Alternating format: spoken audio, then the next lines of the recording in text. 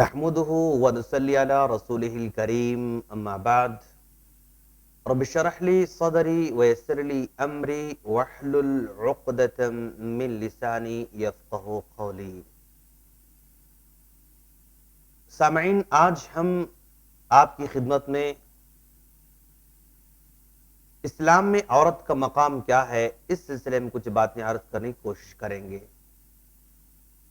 سب سے پہلے اللہ تبارک و تعالی کا شکر ہے کہ اس نے ہمیں اس بات کی توفیق عطا فرمائی کہ اس کے دین کو سمجھیں اور اس پر عمل کریں، اور لاکھوں درود و سلام ہو جناب محمد رسول اللہ صلی اللہ علیہ وسلم پر کہ جن کو ہادی بنا کر، مبشر بنا کر ہم تمام کی طرف مبعوث فرمایا. ناظرین، ہم نے اس موضوع کا انتخاب اس لیے کیا ہے کہ آج کل ہم دیکھ رہے ہیں کہ ہماری خواتین احساس کم تری میں مبتلا ہوتے جا رہے ہیں، اور یہ احساس کم تری کی وجوہات کئی طرح سے ہو سکتے ہیں. آج کی ایک چمک دمک کے دور میں ہماری خاتون جو برقع پہن کر گھر میں رہتی ہے یا برقع پہن کر باہر جاتی ہے تو وہ اپنے آپ کو کمتر محسوس کر رہی ہے. سوسائٹی میں جب برقع پہن کر نکل رہی ہے تو وہ اپنے آپ کو چھوٹی سمجھ رہی ہے، یا برقع پہن کر کسی کالج میں جاتی ہے، برقع پہن کر کسی یونیورسٹی میں جاتی ہے تو وہ احساس کم تری کا شکار ہو جاتی ہے. اسی پس منظر میں ہم نے یہ سوچا کہ آج کی خواتین کو یہ بتائیں کہ اسلام نے ان کو کتنا بڑا مرتبہ عطا کیا ہے اور اس کو اسلام نے کس نظر سے دیکھنا چاہا ہے. ناظرین، سب سے پہلے دیکھیں کہ یہ خاتون جو حضرت آدم علیہ السلام کی پسلی سے پیدا کی گئی، بنت حوا اس کو کہا جاتا ہے. ایک ایسا دور بھی اس پر گزرا ہے کہ نصارہ کے پاس یہ خاتون کیسی تھی؟ بالکل ناپاک تھی. ان کا عقیدہ یہ تھا کہ چونکہ حضرت آدم علیہ السلام کو گمراہ کرنے والی یہ خاتون تھی، جس کی وجہ سے نصارہ کے پاس یہ خاتون ناپاک شمار کی جاتی ہے، اور یہودیوں کے پاس خاتون بننا یا خاتون بن کر پیدا ہونا باعث شرم سمجھا جاتا ہے. یہودیوں کے بڑے بڑے ربی اور یہودیوں کے بڑے بڑے رہبان یہ دعا کرتے ہیں کہ پروردگارا تو ہم پر بہت بڑا احسان کیا، اس لیے کہ تو نے ہمیں خاتون بنا کر پیدا نہیں کیا.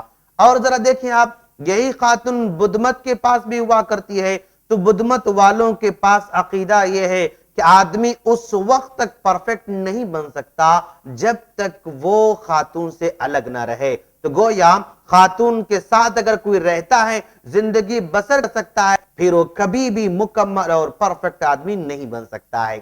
اور اسی خاتون کو ذرا دیکھیں آپ، رومیوں کے پاس دیکھتے ہیں تو یہ رومیوں کے پاس خاتون خانہ پبلک پراپرٹی کی شکل میں نظر آتی ہے. اور یہی خاتون ہم جب روم والوں کے پاس دیکھ رہے ہیں، ایران والوں کے پاس دیکھ رہے ہیں، تو یہ خاتون بالکل راستے کی ہانڈی کی طرح نظر آ رہی ہے.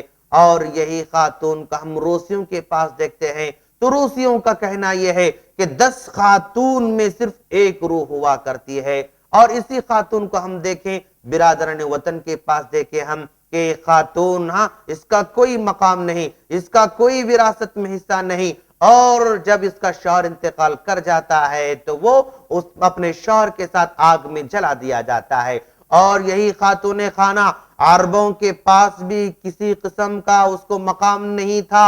وَإِذَا بُشِّرَ أَحَدُهُمْ بِالْأُنْثَىٰ ظَلَّ وَجْهُهُ مُسْوَدًّا وَهُوَ كَظِيمٌ.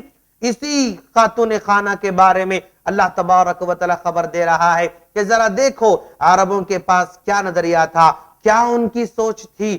جب ان کے گھر میں کسی لڑکی کی پیدائشی خبر دی جاتی تو اس کا چہرہ کالا ہو جاتا اور وہ چھپ چھپا کر وہ پھرتے رہتا. تو گویا معاشرے میں کسی بھی مقام پر، دنیا کے کسی بھی خطے میں اس کو کسی قسم کا مقام نہیں تھا، لیکن جب اسلام آیا، اللہ کے رسول صلی اللہ علیہ وسلم نبی بن کر آئے، تو عورت کو اتنا بڑا مقام عطا کیا کہ دنیا اس کا تصور بھی نہیں کر سکتی۔ ذرا دیکھیں آپ، اسلام سب سے پہلے خاتون کو کسی ایک روپ میں نہیں دیکھنا چاہتا، بس ایک مقام دینا نہیں چاہتا، اس کو ہر مرحلے میں اس کو نیا نیا مقام دیتا رہتا ہے۔ یہ لڑکی جب بچی ہوا کرتی ہے تو اس کو الگ روپ عطا کرتا ہے، اس کو الگ عزت کی نظر سے دیکھتا ہے، اور یہی لڑکی کبھی جو ہے بیٹی ہوا کرتی ہے تو الگ روپ میں دیکھتا ہے، یہی لڑکی جب کسی کی بہن ہوا کرتی ہے الگ شکل اس کو دیتا ہے، اور یہی لڑکی جب بڑی ہو جاتی ہے تو بیوی کا روپ اختیار کرتی ہے، اس کو الگ احترام کی نگاہوں سے دیکھتا ہے، اور پھر یہی لڑکی بڑھتے بڑھتے جب ماں بن جاتی ہے اس کا بھی احترام بالکل الگ ہو جاتا ہے، اور پھر یہی خاتون کبھی خالہ بنتی ہے تو اس کا احترام بالکل الگ ہو جاتا ہے۔ ذرا دیکھیں آپ، اسلام خاتون کو مقام دے رہا ہے، کسی ایک روپ میں نہیں، اس کے بے شمار روپ بنا کر پیش کرتا ہے، تاکہ کسی بھی دور میں اس کے ساتھ انسلٹ کا کام نہ کیا جائے، کسی بھی دور میں اس کے ساتھ بے عزتی کام نہ کیا جائے۔ ہر دور میں، چاہے وہ چھوٹی ہو، چاہے وہ جوان ہو، چاہے وہ کسی کی بیوی ہو، چاہے وہ ماں بن جائے، چاہے وہ خالہ بن جائے، ہر حال میں اسلام بہت بڑا مقام اس کو عطا کرتا ہے۔ ذرا دیکھیں آپ، اگر وہ لڑکی ابتدا میں کسی کی بیٹی ہوا کرتی ہے اور وہی لڑکی ابتدا میں کسی کی بہن ہوا کرتی ہے، اس لڑکی، اس بیٹی، اس بہن کے تعلق سے اسلام کہتا ہے من کان لہ ثلاث بنات او ثلاث اخوات او ابنتان او اختان فاحسن صحبتهن فلہ الجنہ۔ اللہ کے رسول صلی اللہ علیہ وسلم خوشخبری دے رہے ہیں، اگر کسی کے پاس 3 بیٹیاں ہیں، یا کسی کے پاس 3 بہن ہیں، یا کسی کے پاس 2 بیٹیاں ہیں، یا کسی کے پاس 2 بہن ہیں، فاحسن صحبتهن، ان کے ساتھ حسن سلوک کرتا ہے، ان کو اچھی تعلیم دیتا ہے، ان کی اچھی نگرانی کرتا ہے، ان کو عزت اور اکرام کے ساتھ رکھتا ہے، فلہ الجنہ، اس کو دنیا میں ہی جنت کی خوشخبری سنائی جا رہی ہے۔ ذرا دیکھیں آپ کہ بیٹی اگر وہ بن کر پیدا ہو رہی ہے تو باعث فخر ہے اپنے باپ کے لیے، کہ وہ باپ سے کہہ سکتی کہ اے ابو جان، میرا کوئی قصور نہیں، بلکہ مجھے جو رتبہ دے دیا گیا ہے، اس رتبے کی وجہ سے اللہ تبارک و تعالی آپ کو جنت کا حقدار بنا سکتا ہے۔ یہ میرا لڑکی بن کر پیدا ہونا آپ کی خاطر کوئی باعث شرم کی بات نہیں ہے، میں ہوں تو آپ کو جنت میں لے جانے کا وعدہ دلاتی ہوں۔ اور یہی لڑکی بہن ہوا کرتی ہے، اپنے بھائی کے لیے باعث فخر ہوا کرتی ہے، اپنے بھائی سے کہہ سکتی کہ میرے بھائی، میں تم پر کسی قسم کا بوجھ نہیں ہوں، میں تم پر کسی قسم کا باعث ننگ اور آر نہیں ہوں، میں ہوں تو تم کو بھی جنت کا حقدار بنا سکتی ہوں۔ تو گویا بیٹی اپنے باپ کے سامنے فخر سے کہہ سکتی ہے، یہ بیٹی اپنے ماں سے فخر سے کہہ سکتی ہے، یہ بہن اپنے بھائی سے فخر سے کہہ سکتی کہ میں تم لوگوں کو جنت میں لے جانے کا باعث بن سکتی ہوں۔ ناظرین، آپ دیکھ رہے ہیں یہی لڑکی دھیرے دھیرے بڑی بنتی ہے، جیسے ہی بڑی بن جاتی ہے ہر ماں باپ کی فکر ہوا کرتی ہے کہ کوئی نہ کوئی اس کو ایک زندگی کا سہارا مل جائے، ایک اس زندگی کا سہارا ڈھونڈنے کے لیے بے شمار کوشش کرتے ہیں، انتھک کوشش کے بعد یہی لڑکی بیوی کا روپ اختیار کرتی ہے، کسی کی بیوی بن جاتی ہے۔ جب یہ لڑکی جب کسی کی بیوی بن جا رہی ہے تو اور زیادہ یہ عزت اور احترام کے حقدار بن جا رہی ہے۔ ذرا دیکھیں آپ کہ دنیا کے اندر انسان شادی سے پہلے، نکاح سے پہلے بے شمار چیزیں کمانا چاہتا ہے، جو ہے پراپرٹی کا مالک بننا چاہتا ہے، وہ پیسے کمانا چاہتا ہے، وہ دولت کمانا چاہتا ہے، وہ عزت کمانا چاہتا ہے، وہ عہدہ کمانا چاہتا ہے، وہ منصب کمانا چاہتا ہے، وہ حکمران بننا چاہتا ہے، اور کسی بڑی کمپنی کا وہ مینیجر بننا چاہتا ہے، ہر طرح کی چیزوں کو حاصل کرنا چاہتا ہے۔ انسان سمجھتا ہے کہ میں بڑا دولت مند بن جاؤں گا، सुकून हासिल करूंगा। इंसान समझता है मैं बड़ा ओहदा हासिल करूंगा, सुकून हासिल करूंगा। नहीं मेरे दोस्तों, ये सारी की सारी चीजें उसके हक में नेमत शुमार नहीं की जाती, बल्कि अगर नेमत है किसी इंसान के हक में, नौजवान के हक में, आदमी के हक में, तो अल्लाह के रसूल ने क्या फरमाया? वान इब्न उमर रज़ियल्लाहु तआला अन्हु क़ाल क़ाल रसूलुल्लाह सल्लल्लाहु अलैहि वसल्लम अद-दुनिया कुल्लुहा मताउन व खैरु मताइ दुनिया अल-मरअतु सालिहा। इंसान के सामने कहा जा रहा है, मुस्लिम की रिवायत है, अल्लाह के रसूल सल्लल्लाहु अलैहि वसल्लम ने फरमाया, लोगों जरा देखो आप क्या क्या नेमतें अल्लाह ने तुमको अता की हैं। बेशुमार नेमतें तुमको मिल चुकी हैं। तुम्हारा बैंक बैलेंस भरा पड़ा हुआ है, तुम्हारी तिजारत सारे मुल्क में फैली हुई है, तुमको हुक्मरान बनाया गया, तुमको एमपी बनाया गया, तुमको वजीर आजम बनाया गया, तुमको सदर बनाया गया, तुमको ओहदा दिया गया। ये सारी की सारी चीजें तुमको दी गई, लेकिन ये सारी की सारी चीजें तुम्हारे हक में उतनी बड़ी नेमत नहीं हो सकती जितनी एक नेक औरत तुम्हारे हक में नेमत बन सकती है। दुनिया कुल्लुहा मता, दुनिया सारी की सारी नेमत है। वह खैर मताइ दुनिया, इन तमाम नेमतों से बढ़कर अगर कोई सबसे बड़ी नेमत है तो नेक औरत है। तो गोया नेक औरत किसी इंसान को मिल जाए, वो सबसे बड़ी दुनिया की नेमत वो हासिल कर रहा है। तो औरत के बारे में कहा जा रहा है कि ये दुनिया की सबसे बड़ी नेमत है। इंसान खुश नसीब कब तस्वर कर सकता है? इंसान कब खुशी महसूस करेगा, कब अपने आप को खुश नसीब कहेगा? जरा देखिए आप, अल्लाह के रसूल सल्लल्लाहु अलैहि वसल्लम किस आदमी को खुश नसीब कहते हैं? अर्बअ मिन अस्सआदा, अल्लाह के रसूल फरमाते हैं कि लोगों, चार चीजें खुश नसीबी की अलामतें हैं। चार चीजें अगर किसी के पास हैं तो वो खुश नसीबी की अलामत है। सबसे पहले अल्लाह के रसूल ने कहा अल मरअतु सालिहा, किसी के पास नेक बीवी है तो वो दुनिया का सबसे बड़ा खुश नसीब है।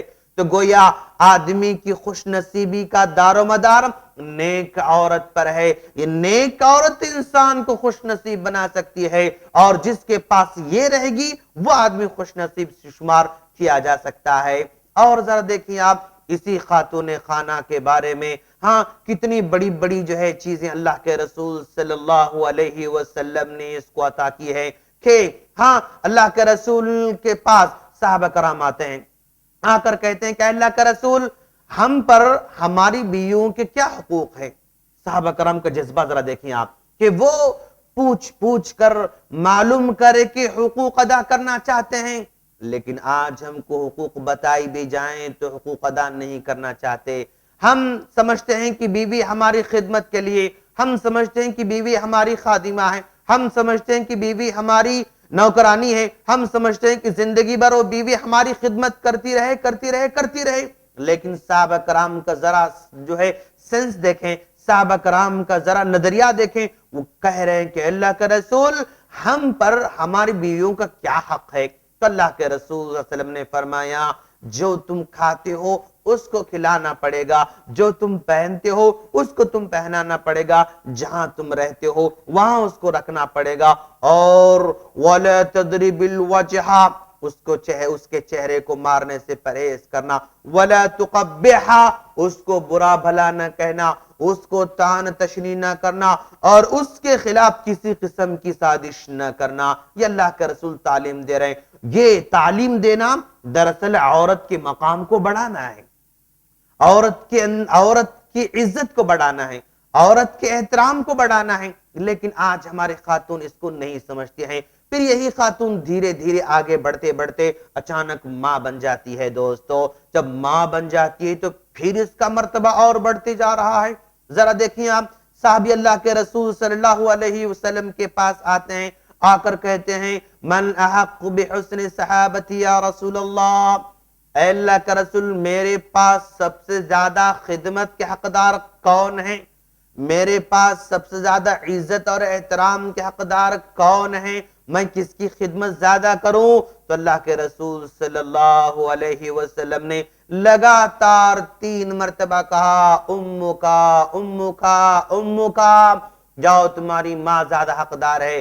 تمہاری ماں زیادہ حقدار ہے، تمہاری ماں زیادہ حقدار ہے۔ چوتھی مرتبہ اللہ کا رسول نے کہا ابو کا، تمہارا باپ بھی ہے۔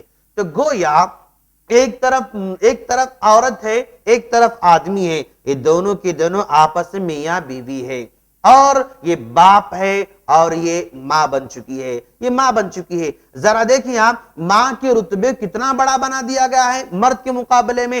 دونوں کو پردے میں رکھا جائے تو اس کو 75% جو ہے اس کو حقوق ادا کیے جا رہے ہیں، اور اس کو صرف 25% اس کو حقوق ادا کیے جا رہے ہیں۔ دوسرے معنی میں اس کا پلڑا 3 گنا بھاری ہو جا رہا ہے، اور اس کا پلڑا صرف 1 گنا جو ہے اس عورت کے مقابلے میں نظر آ رہا ہے۔ تو گویا آدمی کے مقابلے میں عورت کو 3 گنا زیادہ حق اس کو عطا کیا گیا ہے۔ خاتون یہ نہ سمجھے کہ ہمیں اسلام نے کیا دے رکھا ہے، نہیں، بلکہ جب تم ماں رہتی ہو تو تمہاری خدمت کرنے سے بچہ جو ہے جنت کا حقدار بنتا ہے۔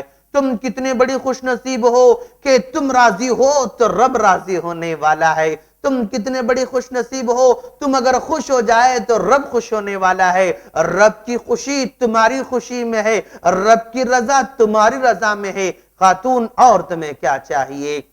اور یہی خاتون خالہ بن جاتی ہے، یہی خاتون خالہ بن جاتی ہے۔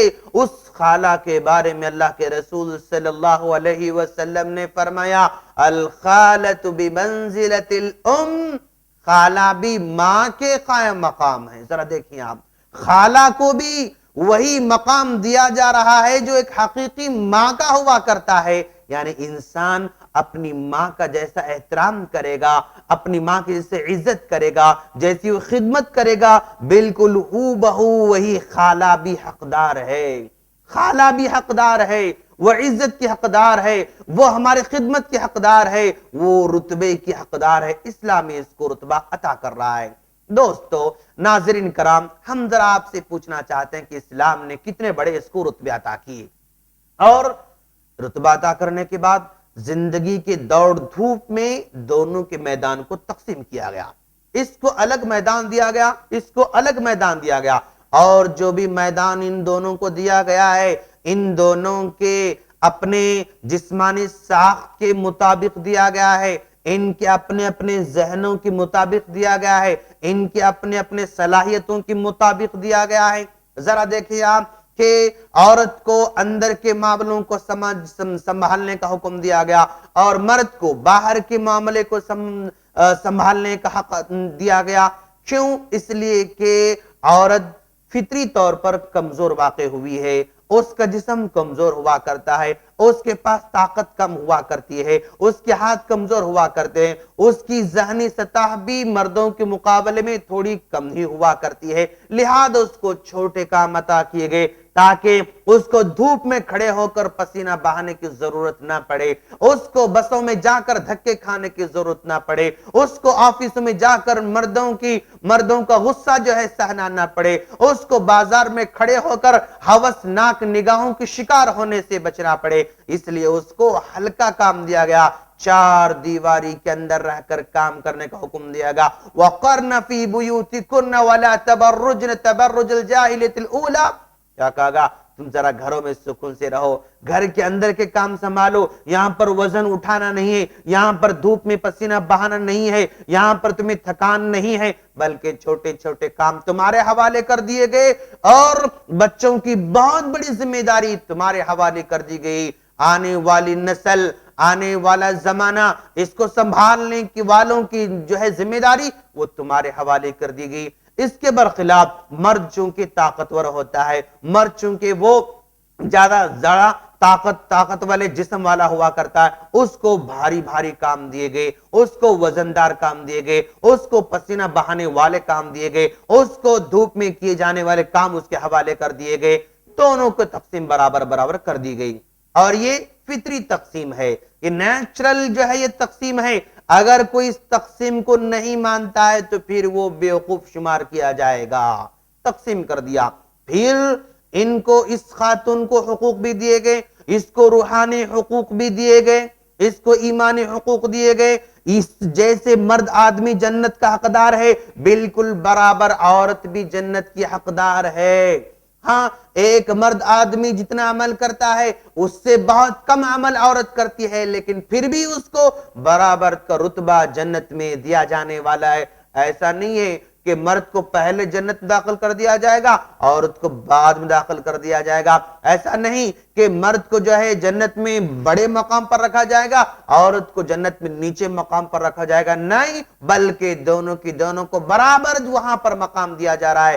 جو مقام مرد حاصل کرتا ہے جنت میں، وہی مقام عورت بھی حاصل کر سکتی ہے۔ تو گویا اس کو سارے کے سارے روحانی مقام برابر عطا کیے گئے ہیں۔ اگرچہ کہ عورت بساقت عمل کم کرتی ہے، اگرچہ کہ عورت بساقت عمل کرنے کے لائق نہیں رہتی ہے، لیکن پھر بھی اس کو جنت میں وہی مقام ملنے والا ہے جو مرد آدمی برابر عمل کرتے ہوئے حاصل کرتا ہے دوستو۔ اور ناظرین اسی خاتون کو مال میں برابر حصہ دیا گیا۔ کیسے؟ ذرا دیکھیں آپ، اس کو وراثت کا حقدار بنایا گیا، اس کو وراثت کا حقدار بنایا گیا۔ اب اگر کوئی کہے کہ بھائی آدمی کو 1 روپیہ مل رہا ہے تو عورت کو 8 آنے مل رہے ہیں، اور آدمی کو 2 روپے مل رہے ہیں تو عورت کو 1 روپیہ مل رہا ہے، اس طرح کوئی اعتراض کر سکتا ہے، لیکن اس اعتراضات کے بے شمار جواب دیے گئے ہیں۔ ان سے کہا گیا کہ دیکھو آدمی کو 2 روپیہ دیا جا رہا ہے، عورت کو 1 روپیہ دیا جا رہا ہے، تو اس کو 1 روپیہ دیا جا رہا ہے اس لیے کہ اس پر کسی قسم کی ذمہ داری نہیں ہے، اس پر کسی قسم کی ذمہ داری نہیں۔ اس عورت کو 1 روپیہ دیا گیا تو اسی کے پاس رہے گا، اس کو نہ شوہر کو پالنے کی ذمہ داری، نہ بچوں کو پالنے کی ذمہ داری، نہ بھائیوں کو پالنے کی ذمہ داری، نہ ماں باپ کو پالنے کی ذمہ داری، نہ بہنوں کو پالنے کی ذمہ داری، کسی قسم کی ذمہ داری اس کو حوالے نہیں کی گئی۔ 1 روپیہ ملتا ہے، وہ پورا کا پورا روپیہ اپنی ذات پر خرچ کر سکتی ہے۔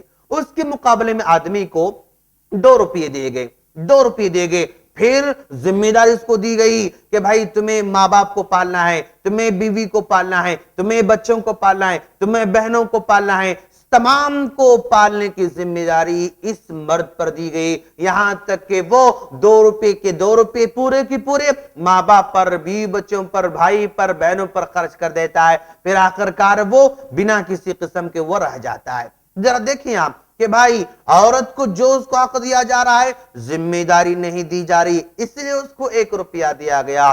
اور پھر دوسرے سب سے بڑی چیز کیا ہے؟ آدمی تجارت کرتا ہے، اس تجارت میں اس کی بیوی بھی حقدار ہے، اس کے نفع میں، اس کے مال میں اس کے ماں باپ بھی حقدار ہیں، اس کے بچے بھی حقدار ہیں، تمام کے تمام اس تجارت سے آنے والے نفع کے حقدار بن جاتے ہیں۔ لیکن یہی تجارت ایک عورت کرتی ہے، یہی تجارت ایک عورت کرتی ہے۔ اس تجارت سے جو بھی وہ نفع کمائے گی، اس نفع کو نہ شوہر پر خرچ کرنے کی ذمہ داری، اس نفع کو نہ اپنے بچوں پر خرچ کرنے کی ذمہ داری، اس نفع کو نہ ماں باپ پر خرچ کرنے کی ذمہ داری، کسی قسم کی ذمہ داری اس کے سر پر نہیں ڈالے گی۔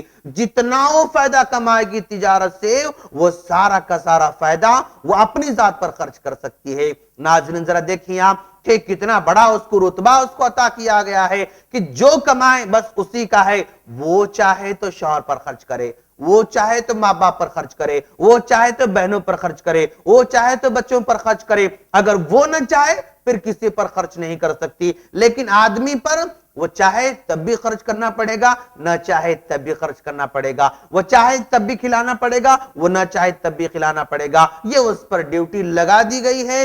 یہ عورت کو سمجھنے کی ضرورت ہے۔ اور ناظرین دیکھتے ہیں کہ بھئی یہ خاتون خانہ اتنے مقام اس کو ملے، اتنے احسانات اس پر کیے گئے، اس کو مارکیٹ میں کس نے لایا؟ اس عورت کو مارکیٹ میں ان لوگوں نے لایا جو یہ چاہتے تھے کہ عورت پر جو کفالت کی ذمہ داری ان پر ڈالی گئی وہ کم ہو جائے، عورت پر خرچ کرنا ہم پر جو ہے ذمہ داری کم ہو جائے، چنانچہ وہ بھی میرے ساتھ کام کرے، وہ بھی میرے ساتھ محنت کرے، وہ بھی میرے ساتھ جو ہے کمائی کرے، پھر مجھے اپنی بیوی پر خرچ کرنا کم ہو جائے۔ اسی نقطہ نظر سے اس کو مارکیٹ میں لایا گیا، اسی نقطہ نظر سے اس کو باہر لایا گیا، پھر اس کو لالچ دلائی گئی، ہاں کہ دیکھو تم باہر آ جاؤ، ہم تمہیں آفس میں بڑا بنا دیں گے، ہم تمہیں مینیجر بنا دیں گے، ہم تمہیں وکیل بنائیں گے، ہم تمہیں صدر بنائیں گے، ہم تمہیں وزیر اعظم بنائیں گے، یہ ساری چیزیں لالچ کے طور پر اس کو بتائی گئیں۔ لیکن جو ہے اگر ہم دیکھتے ہیں حقیقی طور پر، اگر ہم دیکھ رہے ہیں تو کیا ان مغرب والوں نے خاتون کو کوئی مقام عطا کیا؟ نہیں۔ اس مغرب والوں سے پوچھے انہوں نے خاتون کو کیا حوالے کیا؟ انہوں نے لالچ تو دلائی تھی تم باہر آ جاؤ گی تو ہم سب کچھ عطا کریں گے، لیکن اس نے کیا دیا؟ کچھ نہیں دیا۔ مغرب والوں سے پوچھے انہوں نے خاتون کو چار دیوارے سے نکال کر سڑک پر لائے، کیا انہوں نے اپنے ملک کا صدر بنایا؟ نہیں، کسی خاتون کو ملک کا صدر نہیں بنایا۔ کیا انہوں نے اپنے ملک کو وزیر اعظم بنایا؟ نہیں، اپنے ملک کا وزیر اعظم بھی نہیں بنایا۔ کیا انہوں نے ملک کا وزیر تعلیم بنایا؟ نہیں، کسی کو وزیر تعلیم بھی نہیں بنایا۔ کیا انہوں نے کسی کو جج بنایا؟ نہیں، انہوں نے کسی کو جج بھی نہیں بنایا۔ پھر تم نے کیا دیا؟ تم نے کیا دیا خاتون کو؟ تم نے دیا تو بس یہ کہ ہوائی جہاز میں سفر کرنے کے دوران مسافروں کی خادمہ بنے۔ تم نے یہی دیا نا، کسی آفس کے دروازے پر بیٹھ جائیں، آنے والے لوگوں کو مسکرا کر استقبال کریں۔ تم نے کیا بنایا اس کو؟ کسی ہوٹل کے کمروں میں خادمہ تم نے اس کو بنا رکھا ہے۔ تم نے کیا بنایا؟ کسی ملٹی نیشنل کمپنی میں بس کال سنٹر میں تم نے رکھا تاکہ گاہکوں سے تم باتیں کرتی رہو، گاہکوں کو اپنی آواز سے اپنے سامان کو بیچتی رہو۔ تم نے اس کو سیلس گرل بنایا، تم نے اس کو سیلس وومن بنایا، تم نے پیسہ کمانے کا ذریعہ بنایا، لیکن مقام تم نے کسی کو نہیں دیا۔ خاتون کو سمجھنے کی ضرورت ہے، آج مشرقی خاتون کو سمجھنے کی ضرورت ہے۔ دیکھیں مغربی خاتون اس کلچر سے وہ بیزار آ چکی ہیں، اس جہاں تک وہ گئی ہیں وہاں سے واپس لوٹ کر آنا چاہتی ہیں، لیکن واپس لوٹ کر نہیں آ سکتی ہیں، یو ٹرن لے کر واپس آنا چاہ رہی ہیں۔ تم اسی راہ پر چلنا چاہتی ہو جو مغرب کی خاتون چل چکی ہیں اور اپنے سارے خاندان کو تباہ کر چکی ہے۔ نہ کوئی خاندانی سسٹم، اس کو حقیقی خالہ بننا نصیب نہیں، اس کو حقیقی جو ہے ماں بننا نصیب نہیں، اس کو حقیقی پھوپھی بننا نصیب نہیں، اس کو حقیقی نانی بننا نصیب نہیں۔ کیا اس کی مقدر میں رکھا ہے؟ کون اس کو محبت سے ماں کہنے والا ہے؟ کون اس کو محبت سے خالہ کہنے والا ہے؟ کون اس کو محبت سے نانی کہنے والا؟ نہیں، کوئی اس کے احترام کرنے والا نہیں۔ بس سنگل موم ہے، اپنے پیٹ پیچھے بیگ لٹکائی ہوئی ہے، چھوٹا سا بچہ اس میں ڈال کر گاڑی کی جو ہے ڈرائیونگ کرتے ہوئے جا رہی ہے۔ ہاں، ہو آر یو؟ کون ہے آپ؟ سنگل موم، سنگل موم، سنگل موم۔ وہ بیمار ہو جاتی ہے، اسے کوئی دوا کھانے لے جانے والا نہیں، وہ بیمار ہو جاتی ہے، اس کے آنسو پوچھنے والا کوئی نہیں، اس کا بچہ بیمار ہو جاتا ہے، اس بچے کو دوا کھانے لے جانے والا کوئی نہیں، ہر جگہ اسی کام کرنا پڑتا ہے۔ اور آفس میں کام کرے، کمپنی میں کام کرے، پھر واپس لوٹ کر گھر میں بھی کام کرے، ڈبل کام اس کے حوالے کر دیے گئے۔ لیکن خاتون اس کو نہیں سمجھ رہی ہے۔ ناظرین، اس کو سمجھنے کی ضرورت ہے، اور اگر خاتون یہ سمجھے اسلام اس کو کیا رتبہ دیا ہے، وہ ہر جگہ برقع پہن کر جائے گی اور کہے گی کہ میں مسلم ہوں، مجھے فخر ہے کہ میں مسلمان بن کر پیدا ہوئی ہوں، میرے معاشرے میں مجھے احترام ہے، باپ کی طرف سے، ماں کی طرف سے، بھائی کی طرف سے، بہنوں کی طرف سے، ہر جگہ مجھے احترام کی نگاہوں سے دیکھا جاتا ہے، اور اسلام نے بھی مجھے بہت بڑا احترام عطا کیا ہے۔